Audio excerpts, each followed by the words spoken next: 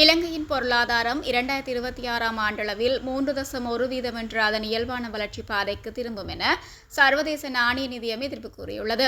சர்வதேச நாணய நிதியத்தின் ஆசிய மற்றும் பசிபிக் திணைக்களத்தின் துணை பணிப்பாளர் தோமஸ் கல்ஃப்லிங் அறிக்கையொன்றில் இதனை குறிப்பிட்டுள்ளார். 2022ஆம் ஆண்டு முதல் 2023ஆம் ஆண்டு இலங்கை சந்தித்த கடுமையான பொருளாதார பிரச்சினையிலிருந்து மிக வேகமாக இலங்கை மீண்டுள்ளதாக அவர் குறிப்பிட்டுள்ளார். சர்வதேச நாணய நிதியம் வழங்கிய நீடிக்கப்பட்ட நிதி வசதி மற்றும் நாட்டின் சில மறுசீரமைப்பு காரணமாக கடந்த ஆண்டு பொருளாதாரம் 5% வரையிலும் இந்த ஆண்டின் முதல் 6 மாதங்களில் 4.8% வரையிலும் வேகமாக வளர்ச்சியடைந்தது. இது ஒரு நல்ல மீட்சியாக பார்க்கப்படுகிறது.